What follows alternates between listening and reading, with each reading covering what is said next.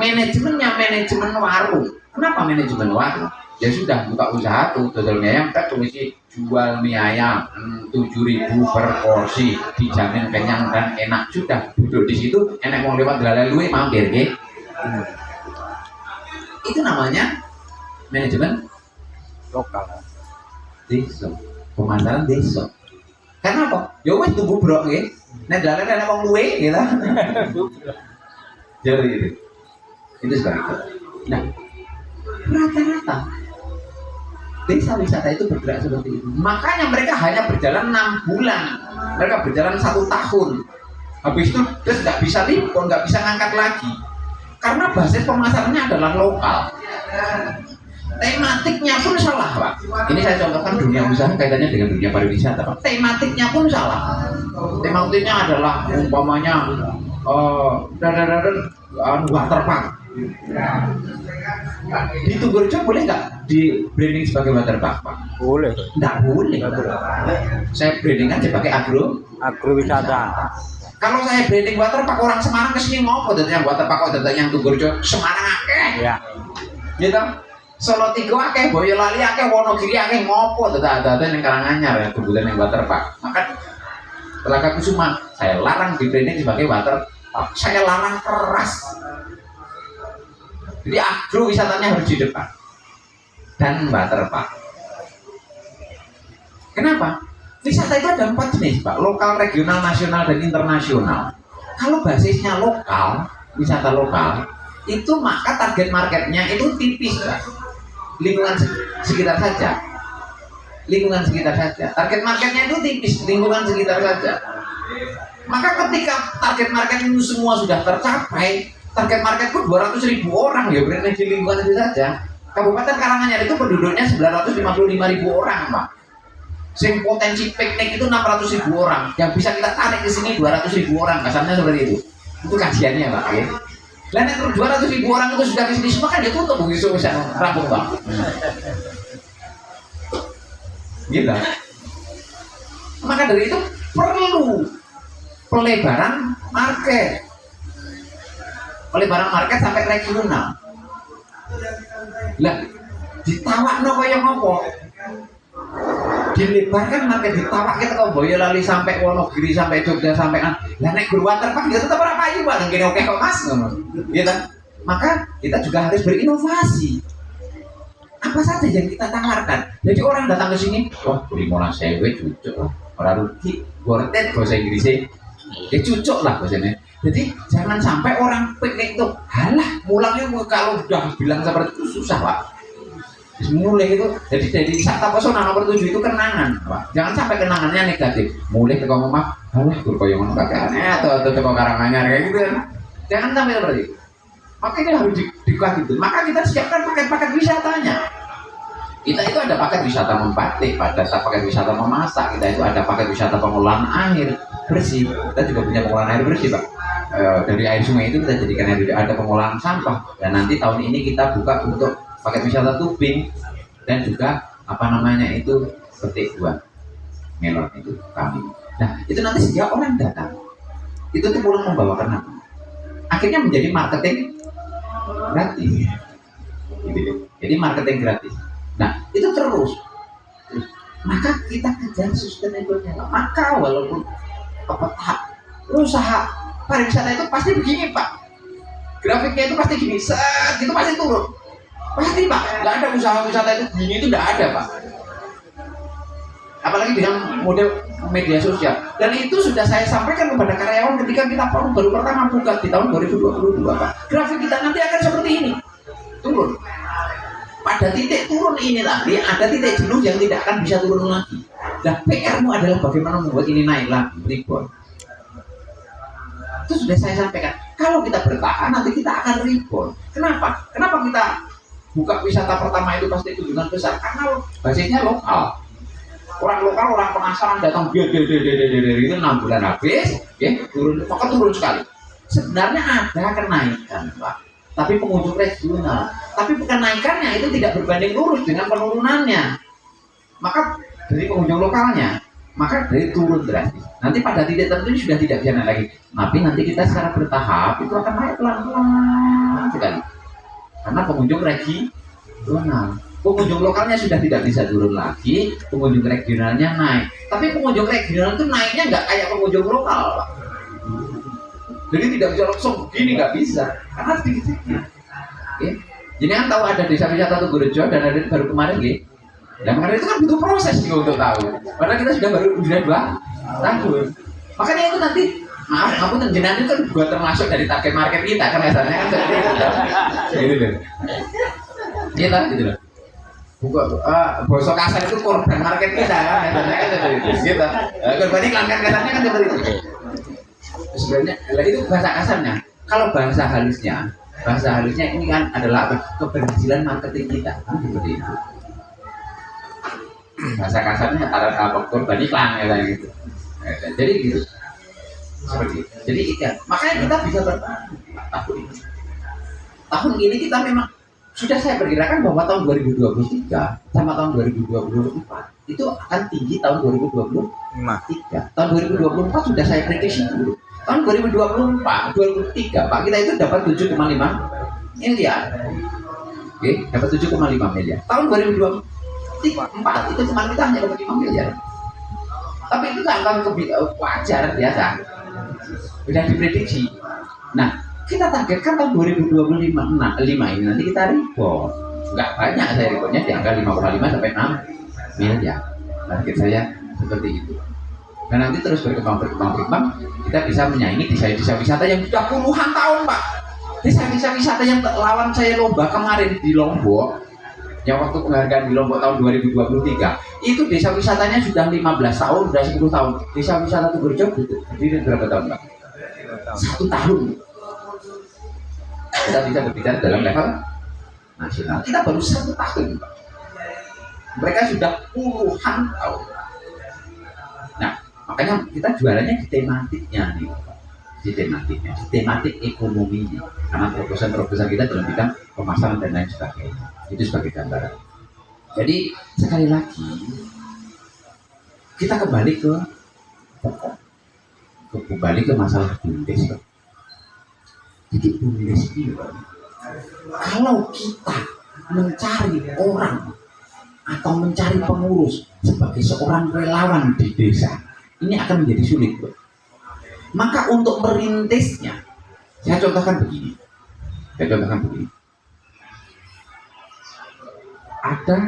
Belum ada BUMDes, kemudian dibuat BUMDes. Desa menyertakan modalnya, tak kayak modal 500 juta. Gawe greenhouse. Oke. Jadi greenhouse. Rintisan sangko nol. Sangko duit 500 juta. Oh, rasa 500 juta, Pak. Ya 500 juta, ngapunten di dine jenengan cuma 700 soalnya gitu. Ukut nih, Pak. Di saya 1,2, jadi 700 cuma 500 masih wajar gitu. Nah, didenya 500 nanti kecing berkeliling 200 loh. Terus itu bangun nanti masyarakat itu kok pasti kan. Sudah siapkan saja anggaran 200 juta. Penyertaan modal 200 juta. Cek. 200 juta. Serahkan ke saya buat ideal nih. Ada kita buat pengurus dari direktur sampai pengawas 7 orang itu tadi, dari penasihat juga 200 juta, oke. Lahan nggak perlu sewa karena kita punya tanah kas.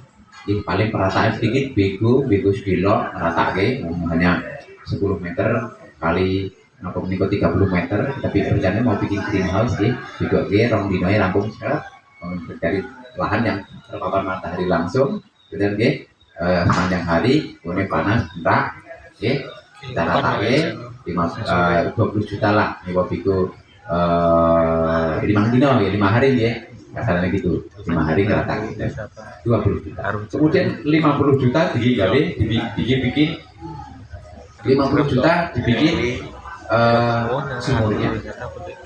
Kemudian 130 juta digunakan untuk membangun greenhouse-nya. Wes, direkturnya bergawe tenanan rintis, oke, ya. Dibangun, selesai dalam jangka waktu 1,5 bulan. Ya, 1,5 bulan. Seminggu untuk 5 hari untuk memperatakan, 1 bulan lebih dikit untuk membangun greenhouse. Kemudian sudah sama bikin sumurnya tadi ya berapa. Kemudian greenhouse jadi 1 bulan kita semai. Nih, ya, panennya lumayan. Saya wait badine 50 juta. Bisa nggak Pak? Bisa. Greenhouse bisa. Bisa. Dari itu bisa. Greenhouse melon itu dalam kondisi ideal ya, dalam kondisi ideal marketingnya yang bagus, itu bisa dengan harga per kilo 25 dengan premium ya, ke premium 1 kilonya 25 juta, 25 ribu, maka satu panen itu bisa laba bersih 50 juta. Dalam beberapa konteks kalau media tanamannya tanah bisa 80 juta.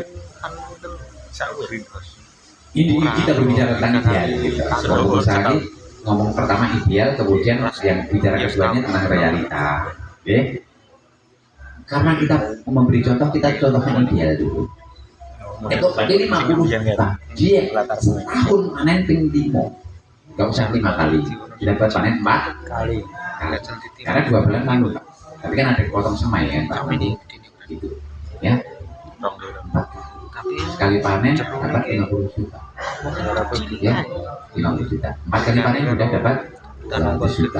Tinggi kau siji kajian. Oke. Panen nih terus 1 juta tambah greenhouse-nya siji lagi. Oke, tahun kedua isi duit greenhouse apa?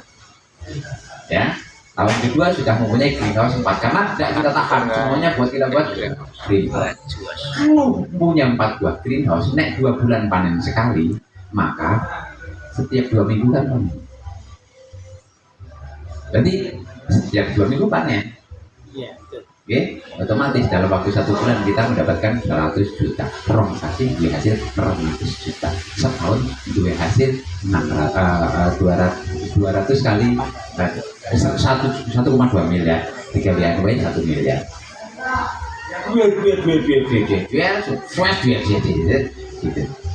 Duit kuades. Oke, kuades. Karena politik ini kok kejam. Karena satu dan lain hal, kepala desa yang terpilih itu tidak sinkron dengan direktur BUMDes. Ya, sing didukung direktur BUMDes lah tadi. Wis ngruintis kaya waktu nih panen, biar kepala desa diganti, waktu sudah menikmati hasil direktur ganti. Bendaharane ganti, gitu. Ngerintis ngoyo-ngoyo, sing manen bom. Iya. Mau nggak kira-kira direktur suruh ngerintis?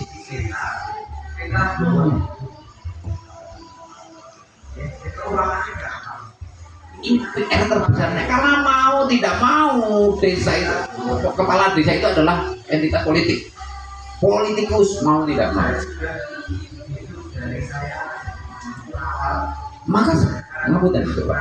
Banyak kepala desa juga halah ngeritis apa tak sama Jawa kamu. Iya kan? Begitu. Nah ini realitas politik seperti ini yang banyak terjadi. Maka untuk membangun BUMDes itu sudah. Makanya kita itu mencari relawan untuk BUMDes itu susah Pak. Karena nek tadi belum tentu mereka menikmati. Nah ngapunten. Peran serta pemerintah desa, sekarang kita masuk kembali ke peran serta pemerintah gila dia kali sih. Wah, ngapunten ini ngajari elek saya. Pak pendamping ya, saya ngajari elek. Kita menyuruh orang untuk merintis nggak mau. Ya sudah, kita perangkat desa yang merintis. Perangkat desa kan nggak boleh Pak, jadi pengurus BUMDes, kepala desa, perangkat desa, lembaga desa nggak boleh jadi pengurus, harus independen Pak. Ya enggak apa-apa, bojone Pak itu kan tadi pengurus. Gitu? Atau kita saudara-saudara kita yang lain, maaf aku tadi ngajari ya, saudara-saudara kita taruh di situ nih ora kon yang gawe. Kudu jelek, seneng. Sing kerja siapa? Perangkat desa. Yang kerja perangkat desa. Karena nama-nama itu adalah saudara kita, nggak bakal musuh. Karena kita mencari perintis-perintis yang desa ini, nek ora nek anyep-anyep ya nggak mau. Nek perangkat desa kan iso nyambi, oh tak banget. Greenhouse tak beda kan contohnya ada duit 200 juta tadi lho. Ning sing nglakokne perangkat gitu. Oh ini trik gitu. Trik. Walaupun nanti yang dieksekusi di Tugurejo caranya berbeda, nanti saya ceritakan bagaimana melakukannya di Tugurejo.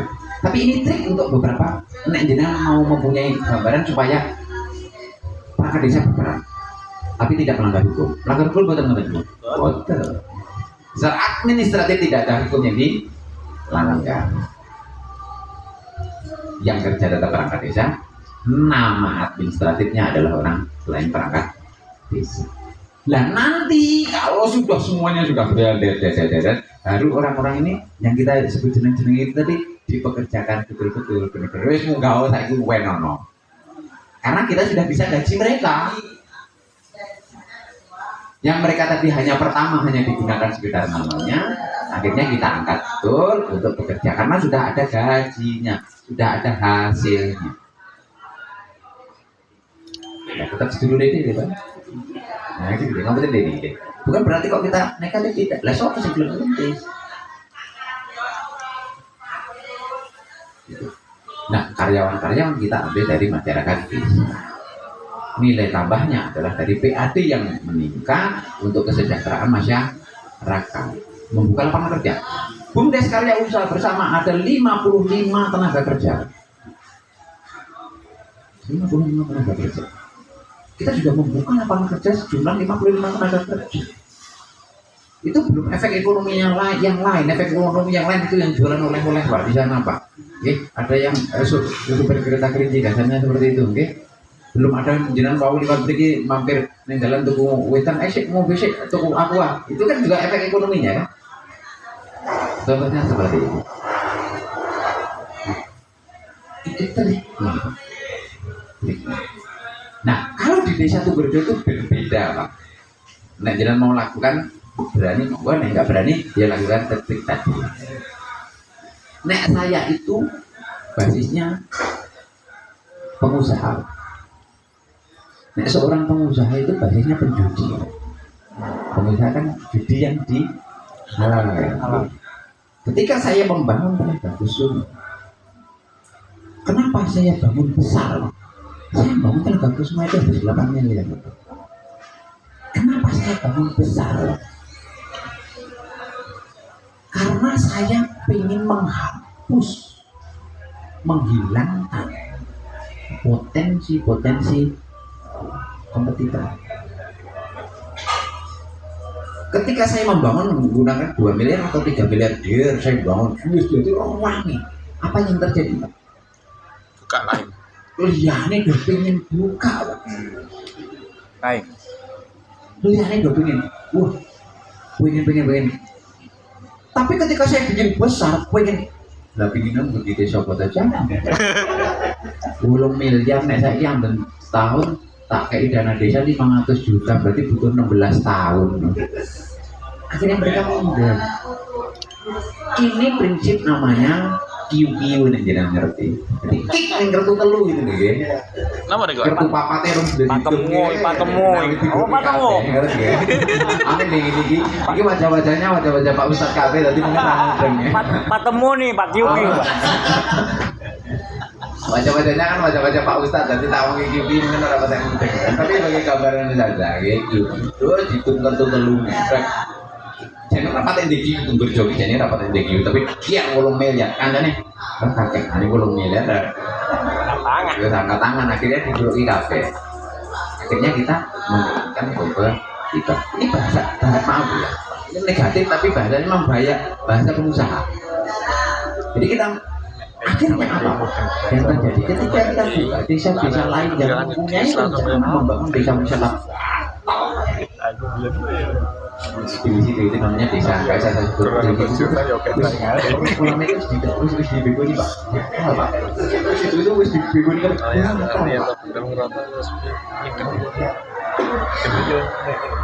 Oh, saya semua jadi akhirnya kan seperti itu. Nah, desa-desanya kan seperti itu. Akhirnya kompetitor kita menurun. Kita jadi lebih terkenal lebih luas. Seperti itu. Nah, buka pirang dino. itu adalah sebagai gambaran melakukan desa Tegurejo. Kenapa saya buat usaha? Kita pakai pinjam bank betul Pak?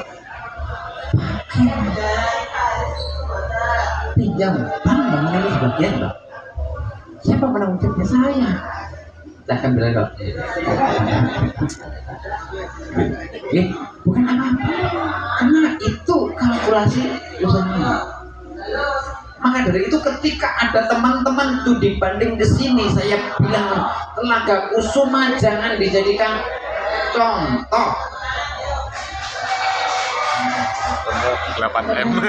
Kompleks Pak kosong. Iya. Hancur. Maka saya berikan contoh-contoh yang tadi, greenhouse, ya, mungkin usaha pertanian, mungkin usaha perikanan. Jadi jangan fokus pada pariwisata, Pak. Jangan fokus pada pariwisata. Jenis usaha itu ratusan, Pak, sesuai dengan potensi yang ada di desanya. Potensinya pete ya pete, ya deh. Potensinya kelengkeng ya kelengkeng, potensinya alpukat ya alpukat, potensinya greenhouse ya greenhouse, potensinya perikanan ya perikanan. Jangan kok terus elon-elon, anut bubyuk, melu-melu tok, akhirnya nanti over Larang. Maka saya sampaikan seperti itu kepada teman-teman itu, jangan elon pariwisata itu Pak. Pulau cerita Pak, jadi pariwisata. Kita punya destinasi bagus Pak.